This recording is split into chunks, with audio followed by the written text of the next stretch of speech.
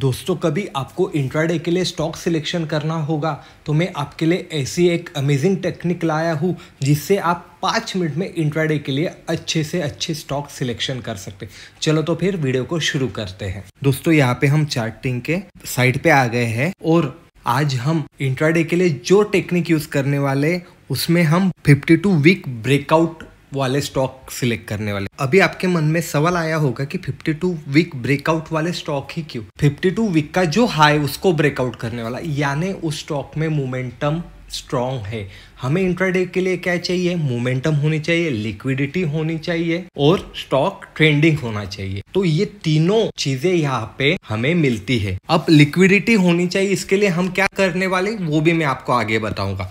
और आपको इंट्राडे के लिए और स्विंग ट्रेडिंग के लिए स्टॉक सर्च करना है दोस्तों तो अपने पास प्लेलिस्ट है how to stock select intraday और स्विंग ट्रेडिंग के लिए, तो वो भी जाके आप देख सकते।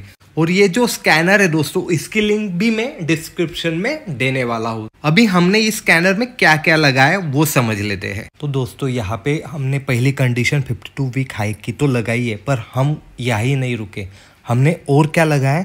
हमने सेकंड कंडीशन और थर्ड कंडीशन में EMA क्रॉस ओवर भी लगाया। हमने यहाँ पे एक इंडिकेटर भी ऐड किया है डबल कंफर्मेशन के लिए, जहाँ पे हम 5 का क्रॉस ओवर 26 के साथ कर रहे हैं और 30 का क्रॉस ओवर भी 26 के साथ यहाँ पे कर रहे हैं। हम यहाँ पे देख रहे हैं कि वॉल्यूम भी बढ़नी चाहिए हमें, क्योंकि जब मोमेंटम आ रही है, ब्रेकआउट हो रहा है, तो वो हायर वॉल्यूम के साथ होना चाहिए, तभी वो जेन्युइन ब्रेकआउट रहता है दोस्तों। और जो हमारी क्लोजिंग प्राइस है कल की, उससे आज की प्राइस बढ़ी है कि नहीं वो भी हम यहाँ पे देखने वाले। ये सब कंडीशन हमने लगाई, इससे क्या होता है हमारी एक्यूरेसी और बढ़ जाती है और हमें अच्छे से अच्छे स्टॉक यहाँ पे देखने को मिल सकते हैं। यानी एक बुलिश पैटर्न है, यहाँ पे हम इंट्राडे के लिए बुलिश ट्रेड ले सकते हैं।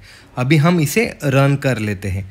यहाँ पे रन करने के बाद हमें नीचे कुछ स्टॉक आइडेंटिफाई होकर आ गए। इसमें और एक बात बताना चाहूंगा दोस्तों, वॉल्यूम के यहाँ पे कभी आपने क्लिक किया तो हायर वॉल्यूम, जैसे आपने दोबारा क्लिक किया तो हायर वॉल्यूम ऊपर की साइड में आ जाता है। जब भी हायर वॉल्यूम ऊपर की साइड में आता है तो वहां से ही हमें स्टॉक देखना स्टार्ट करना है।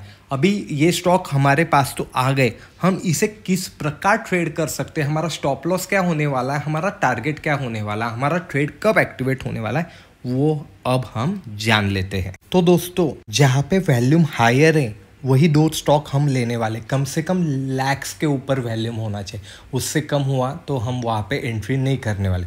तो जो थर्ड स्टॉक है वहाँ तो 21,000 का ही वॉल्यूम दिख रहा है, तो उस स्टॉक में हम एंट्री करने नहीं वाले। जो पहला स्टॉक है हमारे पास वो है रिलायंस इंफ्रास्ट्रक्चर लिमिटेड, बाद में है लिंट इंडिया लिमिटेड। ये दोनों स्टॉक को आज हम देखने वाले हैं। तो दोस्तों यहाँ पे हमने पहला स्टॉक लगा लिया है। सबसे पहले हमें क्या देखना है कि स्टॉक अप ट्रेंड में है कि नहीं। तो यहाँ पे हमें देखने को मिल रहा है स्टॉक अप ट्रेंड में है। तो हमें क्या करना है कि जो पहली कैंडल यहाँ पे बनी है उसका हाई हमें मार्क कर लेना है। जैसे कि यहाँ पे आज के दिन पहली कैंडल बनी है जो कि 5 मिनट की है, उसका हाई मार्क कर लेना है और उसका लो भी मार्क कर लेना है। लो क्यों मार्क कर लेना है दोस्तों? क्योंकि वहाँ पे हमारा स्टॉप लॉस रहने वाला है। और जो हमने वॉल्यूम के बारे में जानकारी ली थी कि वॉल्यूम में स्पाइक होना जरूरी है, तो हम यहाँ पे देख सकते हैं यहाँ पे कुछ भी वॉल्यूम नहीं है और बाद में वॉल्यूम बहुत बड़ा है, यानी जो ब्रेकआउट होने वाला है वो हमें अच्छा दिखने को मिल सकता है। तो अभी जैसे ही ये रेंज ब्रेकआउट होती दोस्तों तो हमारी एंट्री हो जाती है। और हमने यहाँ पे कभी कैलकुलेट किया ब्रेकआउट होने के बाद हमें कितने पॉइंट मिल सकते थे। तो हायर प्राइस जो अभी तक की थी वहाँ पे कभी हमने क्लिक किया तो आप देख सकते करीबन 7% दोस्तों इंट्राडे में हमें मिल सकते थे। यहाँ पे 17 पॉइंट मिले थे और परसेंटेज से देखा जाए तो 7% है दोस्तों। तो ये मार्केट चालू है दोस्तों, आप साइड में देख सकते हैं लाइव मार्केट में। अभी स्टॉक और ऊपर जा सकता है, पर अभी तक कितने पॉइंट मिले यही मैं आपको बताना चाह रहा हूँ। और 5 मिनट का चार्ट क्यों सिलेक्ट किया? क्योंकि हम इंट्राडे कर रहे हैं, इसलिए हमने टाइम फ्रेम छोटी ली है। और जैसे ही 5 मिनट का ब्रेकआउट होता है तो हमारी एंट्री वहां पे हो जाती है। स्टॉप लॉस वही 5 मिनट के कैंडल के लो के नीचे हम रख सकते। नहीं तो आपको थोड़ी बहुत प्राइस एक्शन मालूम होगी तो यहाँ पे भी आप स्टॉप लॉस रख सकते हैं। अपने यहाँ पे प्राइस एक्शन के बारे में भी वीडियो बनाए हुए दोस्तों, आप चाहे तो वो भी देख सकते।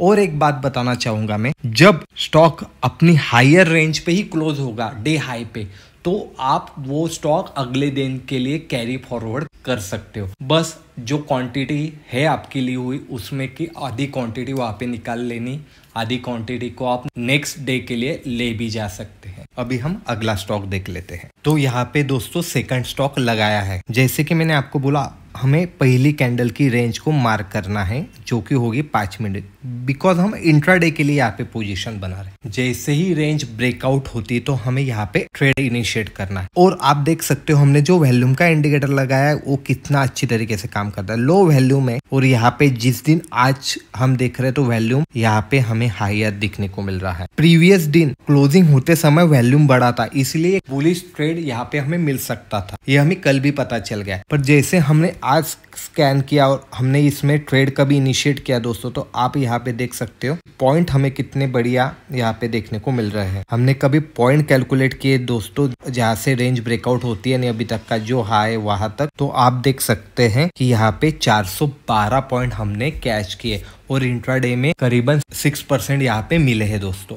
तो इस प्रकार विद इन 5 मिनट्स में हम यहाँ पे स्टॉक आइडेंटिफाई करके बढ़िया ट्रेड निकाल सकते हैं दोस्तों। और मैंने आपको पहले बोला था हमें हाई मोमेंटम होनी चाहिए स्टॉक में, तो स्टॉक आइडेंटिफाई होते ही हमें लेना नहीं, हमें थोड़ा सा क्विज करके देखना है कि उसमें मोमेंटम है या नहीं। तो हमें प्रीवियस में दिख रहा है यहाँ पे मोमेंटम है, यहाँ पे भी रैली हो गई, यानी ये स्टॉक एक अप ट्रेंड में है और आज उसने उसके रेंज का ब्रेकआउट किया। और आप कभी अपने रेगुलर व्यूअर है तो आपको मालूम ही होगा प्राइस एक्शन के बारे में। ये एक रेंज थी, यहाँ पे एक बार, 2 बार, 3 बार स्टॉक ने रजिस्टर लिया और आज फाइनली ब्रेकआउट करके वो ऊपर की दिशा में आ गया। इस प्रकार हमें स्टॉक को आइडेंटिफाई करना है दोस्तों। और मैंने आपको एक बात बोली थी हमें हायर लिक्विडिटी वाले स्टॉक को आइडेंटिफाई करना है, उसके लिए क्या करना है वो अभी जान लीजिएगा। तो दोस्तों इस प्रकार हमने ये स्टॉक एनालिसिस किया। अभी हमें देखना है कि हायर लिक्विडिटी वाले स्टॉक हम कैसे सिलेक्ट कर सकते हैं। तो यहाँ पे आपको कैश का सेगमेंट दिख रहा होगा, यहाँ पे आप हायर लिक्विडिटी वाले स्टॉक सिलेक्शन करने हैं तो निफ्टी 50, निफ्टी 100, 200,